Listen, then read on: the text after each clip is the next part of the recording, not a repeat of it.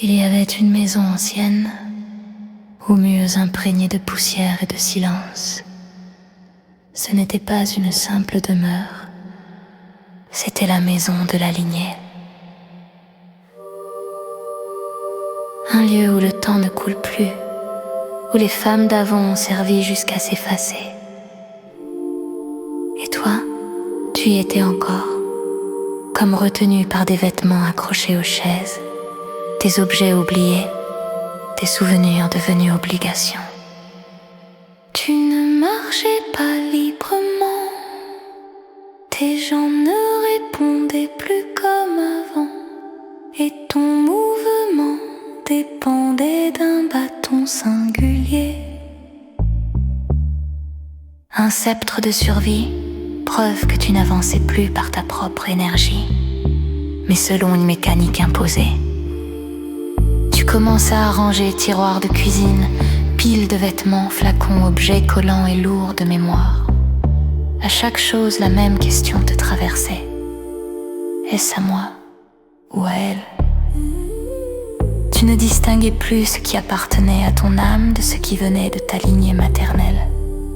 Pourtant, tu sentais déjà que quelque chose devait être quitté. Parmi les débris de l'ancien monde, tu trouvas 3 artefacts. Ils étaient glissants, organiques, presque comme des êtres en gestation. Tu les mis dans ta poche avec douceur, consciente que cela, oui, était précieux. Ils n'étaient pas hérités, ils étaient nés de toi. Ils étaient vivants. Ils étaient ton devenir. Tu pris une grande cuillère, symbole de celle qui nourrit, qui sert, qui veille à la maison. Et soudain, le doute. Est-ce réellement en moi? Est-ce mon rôle ou celui qu'on m'a attribué? Tu ne la jetas pas. Tu ne la gardas pas, tu la posas. Ce geste n'était pas indécision, c'était l'aube d'un refus sacré. La machine à laver la vaisselle cassa. La machine qui nettoie ce qui sert les autres. Elle éclata comme si quelque chose en toi refusait désormais de purifier le passé. Ton père apparut et coupa l'électricité, coupure de l'alimentation du vieux monde, interruption volontaire des dangers intérieurs. Une figure d'autorité scellait la fin de l'ancien cycle. Et alors, le noir, le seuil. Tu te retrouvas nu sous une serviette entourée de présence. On ne rangeait plus la maison. On t'attendait. Le rituel commença. Le sang coula de toi, sang menstruel, sang créateur, sang des ancêtres. Ton corps devint tambour, guide, oracle. Tu dansais le dos contre l'homme que tu aimais, union du féminin et du masculin dans leur forme la plus archaïque. Et le sang dictait chaque pas. Ce n'était plus une danse de séduction, mais une danse de pouvoir. Quand le cercle fut accompli, le sacrifice eut lieu, l'homme se figea, pétrifié.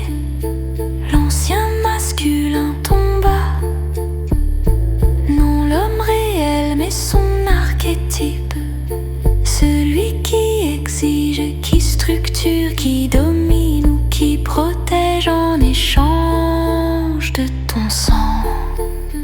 Et alors, tu te mis à marcher. Tu n'avais plus besoin de canne. Tu n'étais plus diminué. Tu avais récupéré ta marche sacrée. Tu voulais le ramener, traverser la porte lumineuse, revenir à ce qui était connu, familier, aimé. Mais la porte n'offrait pas le retour. Elle n'était pas faite pour ressusciter l'ancien, mais pour t'appeler toi seul vers ce qui commence. Ce qui mourait n'était pas l'amour. Ce qui mourait, c'était la forme sacrificielle de l'amour.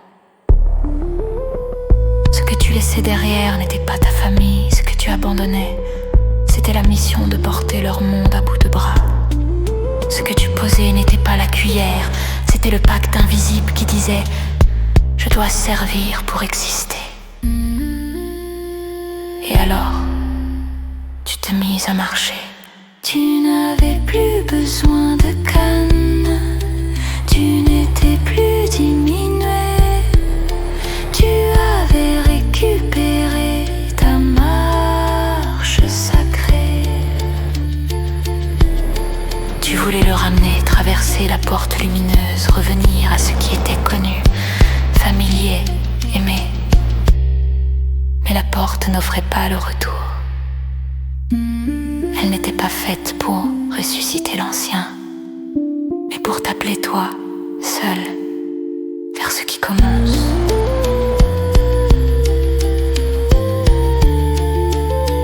Ce qui mourait n'était pas l'amour.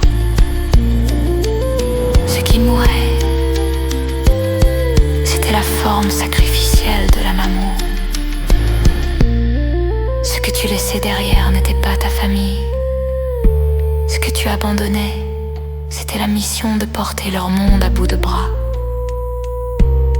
Ce que tu posais n'était pas la cuillère, c'était le pacte invisible qui disait « Je dois servir pour exister ».